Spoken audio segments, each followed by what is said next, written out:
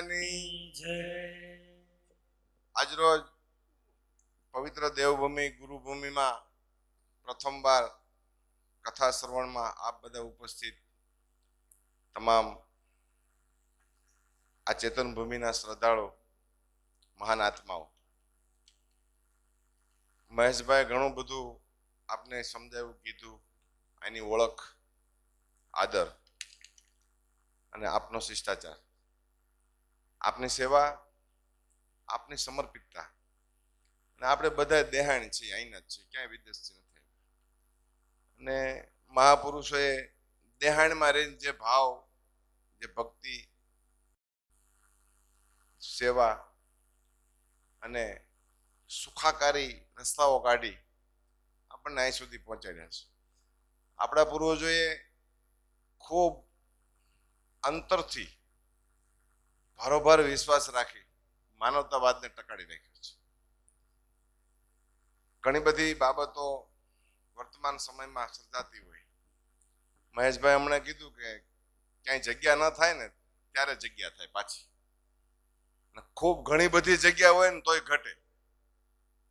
5-5 એકરના farm house હોય ને એમાં ઘોડાનું હોય ને ગોલ્ફનું હોય ને નાવાનું હોય ને મહેમાનનું હોય ને તોય ઘટે કે હજુ ચેન્જ કરી 200 એકરનો બનાવી।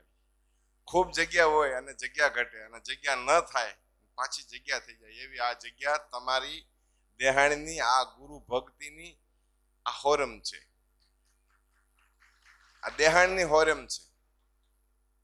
ને બાપુ તો એટલા બધા રાજી થાય છે, કેવા કેવા મહેમાનો આવે છે અને કેવો આગળ કેવો હરખ કરતા હતા બાપુ। હું કહેવા ગયો બાપુ મહેમાનો ખૂબ આવ્યા છે કે તમે હાચવો અને હું આગળ આવું છું।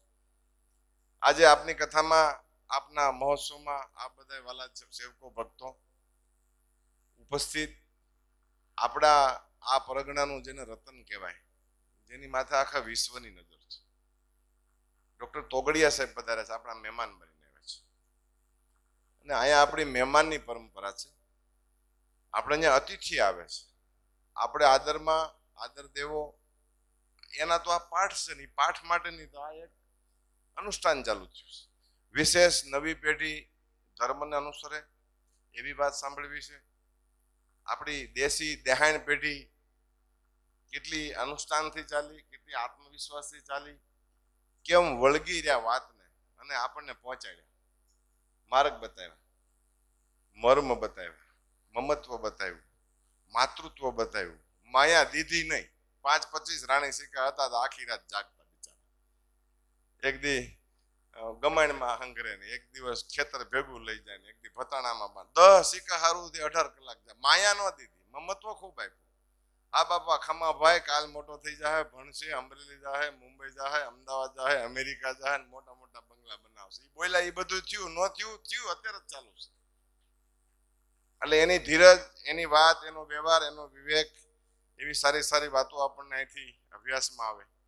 અને આપ ખૂબ ભારોભાર શ્રદ્ધાથી હજી ઉમંગ માર્યો અને થશે એટલી બધી સગવડ માટે ઘણા બધા જવાનડાઓ આવી ગયા છે, ઘર કામ બહાર બધાને મૂકીને આવી ગયા આપની સેવામાં। અને આપણી આ ગુરુના દેશમાં છીએ, આજ આપણે આપણા આજ ગુરુના દેશમાં છે, બધાને ગરુર હોય પોતાનું, પશુ પક્ષીને અને વનસ્પતિને એનું પોતાનું ગરુર હોય, એમ આજે આપણું અહીંયા ગરુર છે। આપણા દેશી ભાષામાં ગઈડિયા કહેતા ગરુર છે આપણો। આજ સદગુરુ મહોત્સવમાં ઉપસ્થિત આપ બધા વાલા શ્રોતાઓ, સેવકો, ભક્તો અને ખાસ પ્રવીણભાઈ, ડોક્ટર ગજેરા સાહેબ, બાલસ્વામી પણ પધાર્યા છે, જેને બહુ સરસ એક જ્યોત હાથમાં લીધી શિક્ષણ જગતની। માધવપ્રિય સ્વામીજી ચારોડી ગુરુકુળ પરિવારમાંથી બાલસ્વામી સાધુની માં કહેવાય છે, એક 500 સાધુ સ્વામી પાસે નજર સામે, સાધુની માં આવે એટલે દીક્ષા, શિક્ષા, ભિક્ષા, વાત, વ્યવહાર, વિવેક, વિચાર, વ્યવસ્થા, એની આખી આખી આમ સોફ્ટવેર તૈયાર કરે, દીકરાની જેમ, દીકરો ભૂલી જાવ તમે, ઈથી વિશેષ। અને બાલસ્વામી એમ કહે છે કે મોઢામાં દાંતણ ના નાખે ને તો સામે લાઈન ઊભી હોય, સામે નજર ન હોય, એટલી સરસ શિક્ષણની જ્યોત જગાવી છે। એમાં આપના સંતાનો ખૂબ શિક્ષિત બને।